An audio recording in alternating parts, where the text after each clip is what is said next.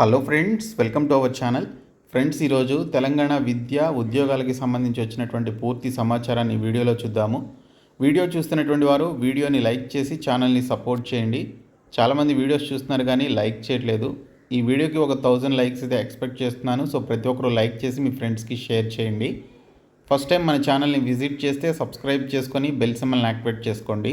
డీటెయిల్స్లోకి వెళ్లే ముందు అన్ఎంప్లాయీస్కి ఒక గోల్డెన్ ఆపర్చునిటీ అండి. మీరు 10th ఇంటర్ డిగ్రీ పాస్ అయ్యి మీ సొంత ఏరియాలో మీ దగ్గరలోనే జాబ్ చేయాలి అని చెప్పేసి మీరు భావిస్తున్నట్లయితే డిస్క్రిప్షన్లో ఉన్నటువంటి MrVijay.in అనేటువంటి వెబ్సైట్ లింక్పై క్లిక్ చేసి ఇక్కడికి వచ్చిన తర్వాత మీరు ఇక్కడ క్యాండిడేట్ లాగిన్ అనేటువంటి ఆప్షన్పై క్లిక్ చేసి మీరు ఎటువంటి ఫీ లేకుండా మీకు సంబంధించినటువంటి డీటెయిల్స్ అన్నీ కూడా ఫిలప్ చేసి రిజిస్టర్ చేసుకున్నట్లయితే మీ దగ్గరలో ఉన్నటువంటి మీ సొంత ఏరియాలో ఉన్నటువంటి కంపెనీస్ లేదా ఆర్గనైజేషన్స్లో ఉన్నటువంటి ఎంప్లాయీస్ అండ్ హెచ్ఆర్స్ అందరూ కూడా ఈ వెబ్సైట్లోనే ఉంటారు. సో మీకు సంబంధించినటువంటి డీటెయిల్స్ అన్నీ కూడా ఈ విధంగా చూసి వారే మీకు కాల్ చేసి జాబ్స్ అయితే ఇవ్వడం జరుగుతుంది.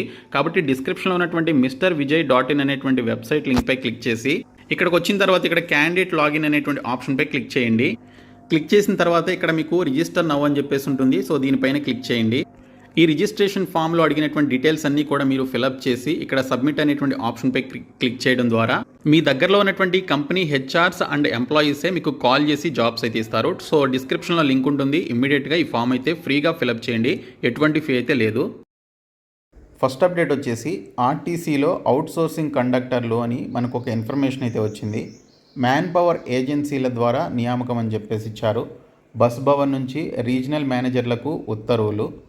ఆర్టీసీలో అవుట్సోర్సింగ్ కండక్టర్ల నియామకానికి రంగం సిద్ధమైంది. ప్రైవేట్ మ్యాన్ పవర్ ఏజెన్సీల ద్వారా వీరిని నియమించాలని తెలంగాణ రాష్ట్ర రోడ్డు రవాణా సంస్థ టీజీఎస్ ఆర్టీసీ బస్ భవన్లోని మేనేజింగ్ డైరెక్టర్ కార్యాలయం ద్వారా రీజనల్ మేనేజర్లకు సర్క్యులర్లను జారీ చేసినట్లు ఇక్కడ డీటెయిల్స్ అయితే ఇచ్చారు. ఈ నెల 8వ తేదీనే ఎండీ కార్యాలయం నుంచి కార్పొరేషన్ కార్యదర్శి పేరుతో ఇచ్చినటువంటి ఈ ఉత్తర్వులు ఆలస్యంగా వెలుగులోకి వచ్చాయి. దీనిలో అవుట్సోర్సింగ్ కండక్టర్ల నియామక విధి విధానాలు, జీతభత్యాలను వెల్లడించారు. ఆర్టీసీలోకి 2000 ఎలక్ట్రిక్ బస్సులు కొత్తగా వస్తున్నాయని ప్రభుత్వం ప్రకటించింది. ఆ బస్సులన్నీ ప్రైవేటువే.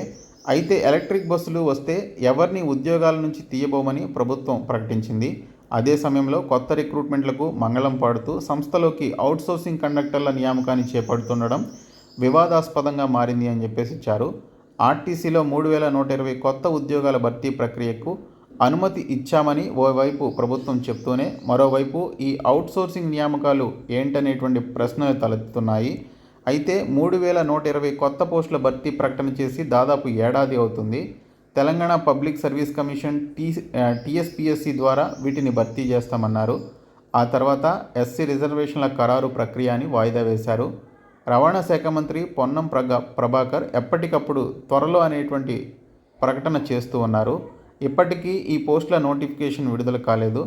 కార్మికుల సమస్యలు పరిష్కరించి ఆర్టీసీ కార్మిక సంఘాలపై ఆంక్షలు ఎత్తివేయాలనేటువంటి డిమాండ్లు ఊపందుకుంటున్నటువంటి సమయంలో సంస్థ మేనేజింగ్ డైరెక్టర్ విసి సజ్జనార్ ఈ నెల 27న అన్ని డిపోల వెల్ఫేర్ కమిటీల సభ్యులతో ఆర్టీసీ కళ్యాణ మండపంలో సమావేశాన్ని ఏర్పాటు చేశారు. దీనిపై కార్మిక సంఘాలు బగ్గుమంటున్నాయని చెప్పేసి డీటెయిల్స్ అయితే ఇవ్వడం జరిగింది. ఇటీవల రవాణా శాఖ మంత్రి పొన్నం ప్రభాకర్తో జరిగినటువంటి కార్మిక సంఘాలు జరిపిన చర్చల్లో కార్మిక సంఘాలపై ఆంక్షల ఎత్తివేత కూడా ప్రధాన డిమాండ్గా ఉంది. దీనిపై మంత్రి సానుకూలంగా స్పందించారని చెప్పేసి నాయకులు ప్రకటించినట్లే డీటెయిల్స్ అయితే ఇవ్వడం జరిగింది. సో ఈలోపే వెల్ఫేర్ కమిటీలతో యాజమాన్యం సమావేశాన్ని నిర్వహించడాన్ని వారు తప్పుపడుతున్నారు. ఈ సమావేశాన్ని రద్దు చేయాలని చెప్పేసి డిమాండ్ చేస్తున్నారు. ఈ నేపథ్యంలోనే అవుట్సోర్సింగ్ కండక్టర్ల నియామకం విషయం వెలుగులోకి వచ్చింది అని చెప్పేసి కూడా మెన్షన్ చేయడం జరిగింది. సో ఈ యొక్క అవుట్సోర్సింగ్ కండక్టర్లకి సంబంధించిన విధి విధానాలు ఏంటనేది కూడా ఇక్కడ మనకి డీటెయిల్స్లో ఇచ్చారు. అవుట్సోర్సింగ్ కండక్టర్లకు నెలకు 17,969 స్కిల్డ్ వేజ్ గౌరవ వేతనం ఇవ్వనున్నారు. సో నెలకు వీరికి 17,969 రూపాయలు శాలరీ అయితే ఇస్తారండి. సో దీనికి స్కిల్ బేస్డ్గా మీకు శాలరీ అయితే ఇవ్వడం జరుగుతుంది. సో అప్రాక్సిమేట్గా మీకు 18,000 రూపీస్ పర్ మంత్ శాలరీ అయితే వస్తుంది. దీనికోసం కాంట్రాక్టర్లు సెక్యూరిటీ డిపాజిట్ కింద 2 లక్షలు జమ చేయాల్సి ఉంటుంది. అవుట్సోర్సింగ్ ద్వారా ఎంపికైనటువంటి కండక్టర్లకు టీజీఎస్ ఆర్టీసీ ట్రైనింగ్ కాలేజీలో వారం రోజులు ప్రత్యేక శిక్షణ ఇస్తారు. కాంట్రాక్టరే కండక్టర్ లైసెన్సులను ఏర్పాటు చేసుకోవాలి. దానికోసం చెల్లించే ఫీజును ఆర్టీసీ రీయింబర్స్మెంట్ చేస్తుంది.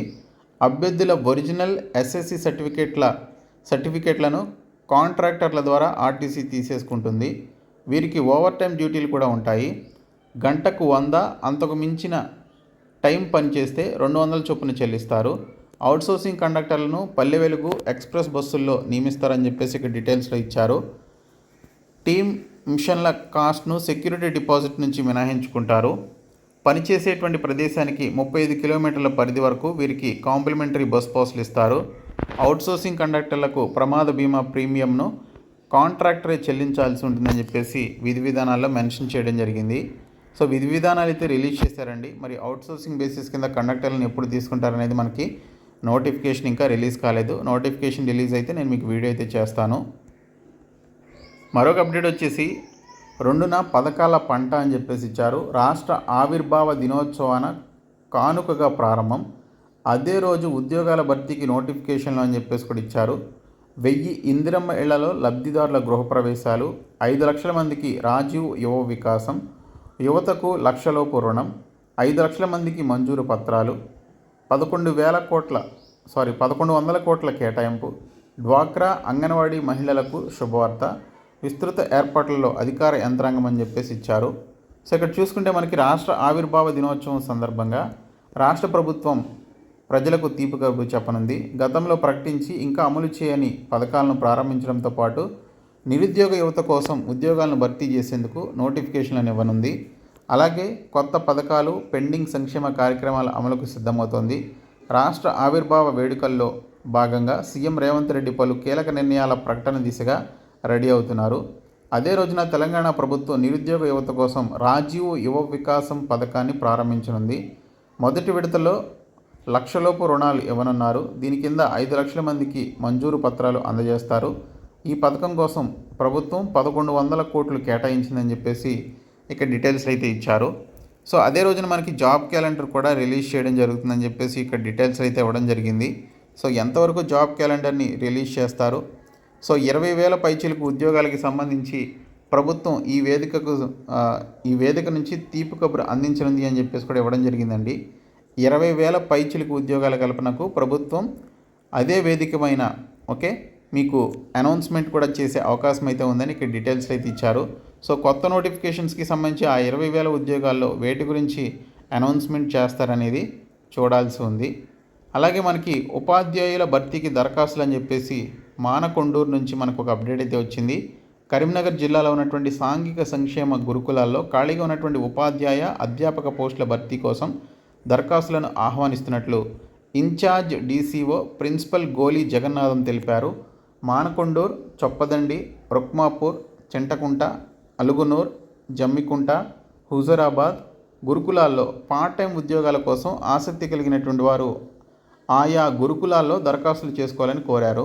ఈ నెల 28న దేవంపల్లి గురుకులంలో ఎంపిక చేస్తారని, సకాలంలో హాజరు కావాలని చెప్పేసి తెలపడం జరిగింది. సో దీని గురించి ఒకసారి ఎంక్వైరీ చేసి మీరు అప్లై చేయండి మీకు క్వాలిఫికేషన్స్ ఉంటే. ఇంకా 26న లైసెన్స్డ్ సర్వేయర్ల ధృవపత్రాల పరిశీలన అని చెప్పేసి ఇచ్చారు. లైసెన్స్డ్ సర్వేయర్ల శిక్షణ కోసం దరఖాస్తు చేసుకున్నటువంటి అభ్యర్థుల ధృవపత్రాల పరిశీలన ప్రక్రియను ఈ నెల 26న చేపట్టనున్నారు.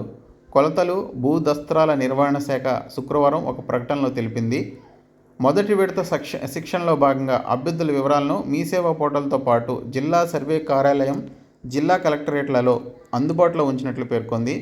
జాబితాలో పేర్కొన్న అభ్యర్థులు 10వ తరగతి, ఇతర విద్యార్హతలకు సంబంధించిన ఒరిజినల్ సర్టిఫికేట్లతో జిల్లా కేంద్రాల్లోని సర్వే కార్యాలయాల్లో హాజరు కావాలని చెప్పి సూచించడం జరిగింది. సో ఇదే అప్డేట్ మనకి మరొక న్యూస్ పేపర్లో కూడా వచ్చింది. లైసెన్స్డ్ సర్వేయర్ల తొలి విడత లిస్ట్ రెడీ అని చెప్పేసి ఇచ్చారు. సో షార్ట్ లిస్ట్ అయినటువంటి క్యాండిడేట్స్కి సంబంధించినటువంటి లిస్ట్ అయితే రిలీజ్ చేయనున్నారు. సో ఈ నెల 26న జిల్లా సర్వే కార్యాలయాల్లో సర్టిఫికేట్ల వెరిఫికేషన్కు హాజరు కావాలని చెప్పేసి మనకి ఇన్ఫర్మేషన్ అయితే ఇవ్వడం జరిగింది. కాబట్టి ఎవరైతే అప్లై చేశారో వారు హాజరు కండి. మరొక అప్డేట్ వచ్చేసి రేపు జేపీఓ పరీక్ష అని చెప్పేసి ఇన్ఫర్మేషన్ వచ్చింది. వెబ్సైట్లో హాల్ టికెట్లు, ప్రతి జిల్లాలో ఎగ్జామ్ సెంటర్లు, ఏర్పాట్లు పూర్తి చేసిన అధికారులు అని చెప్పేసి ఇచ్చారు. సో జేపీఓల నియామక పరీక్షకు ప్రభుత్వం ఏర్పాట్లు పూర్తి చేసింది. ఈ నెల 25న నిర్వహించనున్నటువంటి స్క్రీనింగ్ టెస్ట్కు ప్రతి జిల్లాలో పరీక్ష కేంద్రాలను ఏర్పాటు చేసింది. ఆన్లైన్లో అప్లై చేసుకున్న వీఆర్ఓ, వీఆర్ఏలందరికీ ఎగ్జామ్ రాసేందుకు అవకాశం కల్పించారు. CCLA వెబ్సైట్ నుంచి హాల్ టికెట్లను డౌన్లోడ్ చేసుకునే సౌకర్యం కల్పించారు.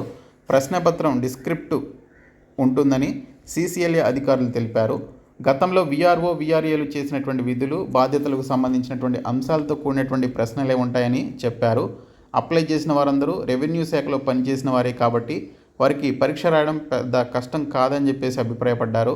కనీసం పంచనామా రాయగలిగేటువంటి అర్హతలు ఉన్నాయా లేదా అన్న విషయాన్ని స్క్రీనింగ్ ద్వారా అంచనా వేయడానికి పరీక్ష నిర్వహిస్తున్నారని సమాచారం. పైగా పోస్టుల సంఖ్యలో దరఖాస్తుదారుల సంఖ్య సగమే ఉంది. ఈ క్రమంలో కొందరిని ఫెయిల్ చేసే అవకాశం కూడా లేదన్న అభిప్రాయం వ్యక్తమవుతుంది. అలాగే ఈ నెలాఖరు వరకు ఫలితాలు కూడా వెల్లడించే అవకాశం అయితే ఉందని చెప్పేసి ఇచ్చారు. వచ్చే నెల 2వ తేదీలోగా గ్రామ పాలనాధికారుల వ్యవస్థను ఏర్పాటు చేసేందుకు అధికారులు సమాయత్తమయ్యారని చెప్పేసి ఇవ్వడం జరిగింది. ఇక్కడ 100 మార్కులకి సంబంధించి పరీక్ష ఉంటుందని చెప్పేసి జేపీఓకి సంబంధించి మెన్షన్ చేశారు. రాత పరీక్ష మొత్తం 100 మార్కులకు ఉంటుందని, ప్రతి భాగంలో 2 ఉప ప్రశ్నలుగా 5 ప్రశ్నలు ఉంటాయి. ఇంగ్లీష్లో ఉన్నటువంటి ప్రశ్నలకు ఇంగ్లీష్లోనే, తెలుగులో ఉన్న వాటికి తెలుగులోనే సమాధానాలు ఇవ్వాలి. ఇతర అభ్యర్థులతో మాట్లాడడం, సందేహాలు అడగడం వంటివి నిషిద్ధమని చెప్పేసి ఇచ్చారు. హాల్ టికెట్పై సూచనలు అని చెప్పేసి కూడా మెన్షన్ చేయడం జరిగింది. సో హాల్ టికెట్పై అభ్యర్థి తన ఫోటోను సూచించిన ప్రదేశంలో అతికించాలి. పరీక్ష హాల్లో నామినల్ రోల్పై అతికించేందుకు మరో ఫోటోను తీసుకురావాలి. ఉదయం 10 గంటల తర్వాత ఎగ్జామ్ సెంటర్లోనికి ప్రవేశం ఉండదు. పరీక్ష ముగిసే వరకు బయటకు వెళ్ళలేరని చెప్పేసి కూడా ఇచ్చారు. పరీక్ష హాల్లోకి నీలం లేదా నలుపు బాల్ పాయింట్ పెన్నులు, హాల్ టికెట్, ప్రభుత్వ గుర్తింపు కార్డు మాత్రమే తీసుకురావాలి. ఇతర వస్తువులు తీసుకురావద్దని సూచనలు చేశారు. నియామక ప్రక్రియ పూర్తయ్యే వరకు హాల్ టికెట్ను భద్రపరచాలని చెప్పేసి కూడా సూచనలో తెలపడం జరిగింది. సో రేపు జేపీఓ ఎగ్జామినేషన్ అయితే జరుగుతుంది. సో దీనికి సంబంధించి మీకు డిస్క్రిప్టివ్లో ఎగ్జామినేషన్ అయితే కండక్ట్ చేస్తున్నారు. 100 మార్కులకి పరీక్ష అయితే ఉంటుంది. ఇందులో క్వాలిఫై అయినటువంటి వారిని జీపీఓలుగా తీసుకుంటారు. మిగిలినటువంటి వారికి ఈ పోస్టులకి సంబంధించి నిరుద్యోగులకి మనకి నోటిఫికేషన్ అయితే విడుదల చేయడం జరుగుతుంది. సో ఇవి ఈరోజు వచ్చినటువంటి అప్డేట్స్. సో ఈ వీడియో మీ ఫ్రెండ్స్కి షేర్ చేయండి. Thank you.